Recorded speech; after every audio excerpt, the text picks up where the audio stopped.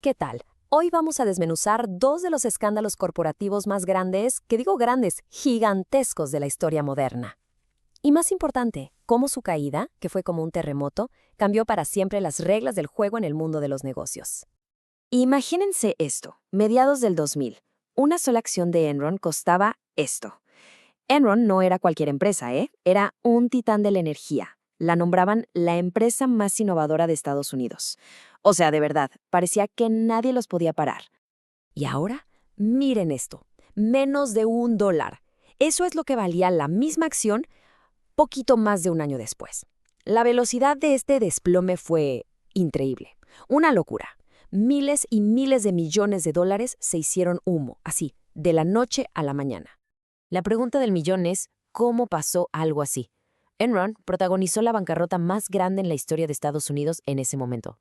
Pero ¿saben qué es lo más loco? Que ese récord le duró casi nada. Un añito después llegó WorldCom y se lo arrebató. Muy bien, a ver, vamos a meternos de lleno en esto. Para entender la caída, primero hay que entender la trampa. O sea, cómo la hicieron para engañar a todo el mundo. Porque aquí lo interesante es que, aunque los dos fraudes fueron monumentales, sus recetas para el desastre eran súper diferentes. Y aquí se ve clarísimo ese contraste. Por un lado, Enron, que construyó de verdad un laberinto financiero súper complicado para esconder sus mentiras. Y por el otro, WorldCom. Ellos usaron un truco contable que era, pues, increíblemente simple, pero lo aplicaron a una escala brutal, masiva. Aquí está la magia de Enron. Esta contabilidad mark-to-market era, digamos, la joya de la corona de su engaño. Les permitía, y esto es literal, inventarse las ganancias. Fíjense en este ejemplo.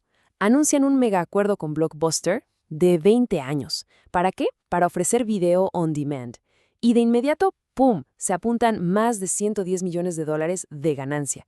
El pequeño detalle es que el servicio nunca jaló, el acuerdo se canceló, pero las ganancias ficticias, esas sí, se quedaron bien apuntaditas en los libros.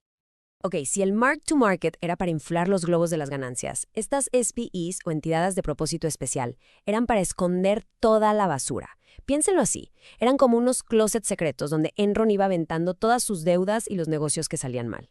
Así, para el que viera desde afuera, el balance de Enron se veía perfecto, sanísimo. Pero la realidad es que por dentro estaba completamente podrido. Y luego tenemos a WorldCom, cuyo método fue de una simpleza brutal. La analogía del café es perfecta. Es como si cada café que compramos en la mañana lo apuntáramos no como un gasto, sino como una inversión en la cafetería. Bueno, pues eso mismo hicieron ellos, pero con miles de millones de dólares.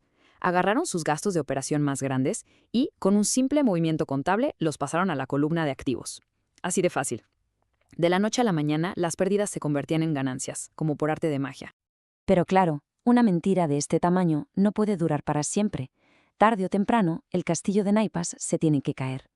Y ahora vamos a ver justo eso, cómo se vino abajo todo este teatrito, gracias a un puñado de personas muy valientes y a periodistas que no quitaron el dedo del renglón. Esta línea de tiempo es clave para entender la caída. Todo empieza con la prensa sembrando la duda. Después viene la advertencia interna de Sharon Watkins en Enron, un memo que por supuesto ignoraron por completo. Y finalmente, el trabajo casi de detectives del equipo de Ciencia Cooper en WorldCom, que se la pasaron auditando de noche hasta que, ¡zas!, encontraron el fraude. En poco más de un año, los dos titanes estaban en la lona. Y el golpe de estas caídas, bueno, fue mucho más allá de Wall Street y los precios de las acciones. Estamos hablando de una devastación real, que le pegó directamente a miles y miles de personas, y que sacudió hasta los cimientos la confianza en el mundo financiero. El costo humano fue terrible. De verdad, no eran solo números en una pantalla.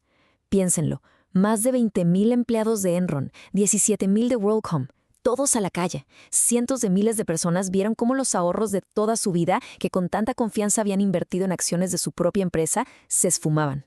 Eran los fondos para el retiro, para la universidad de los hijos, todo. La seguridad financiera de familias enteras hecha pedazos. Al final, el costo real de estos fraudes siempre lo paga la gente de a pie.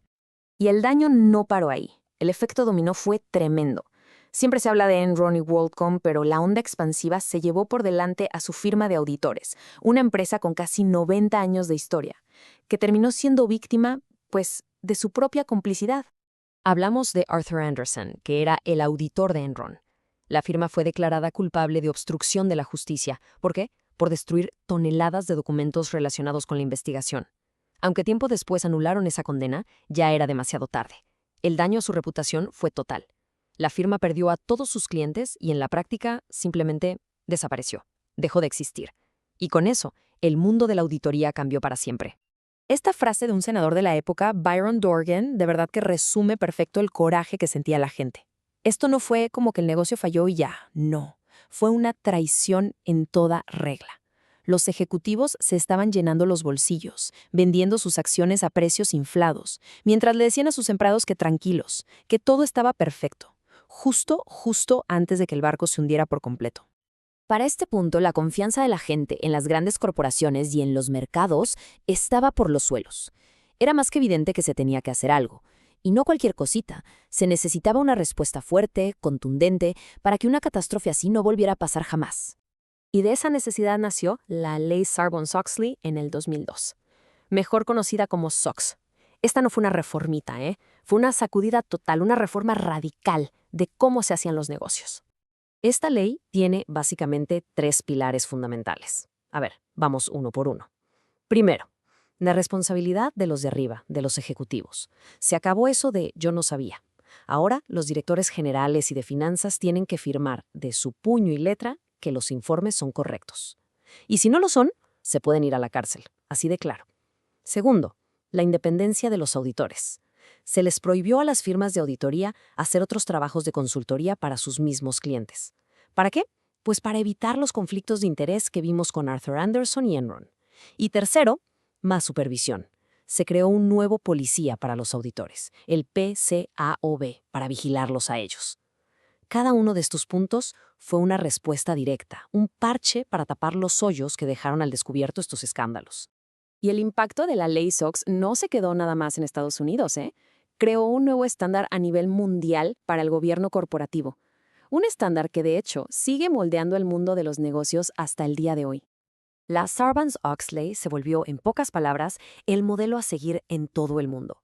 Cualquier empresa, de cualquier país, que quisiera jugar en las grandes ligas de las bolsas de Estados Unidos, tuvo que adoptar estos nuevos estándares de transparencia. Ojo, no fue fácil ni barato implementarla, y ha recibido sus críticas. Pero lo que es un hecho es que fortaleció muchísimo los controles internos. En teoría, esto hizo que los mercados fueran más seguros para quienes invierten y puso el tema del gobierno corporativo en el centro de la mesa, donde sigue hasta hoy.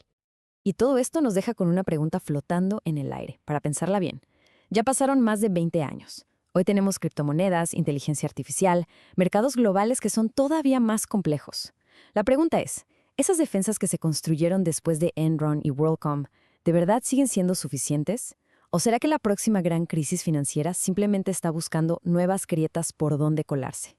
Ahí se los dejo. Gracias por habernos acompañado.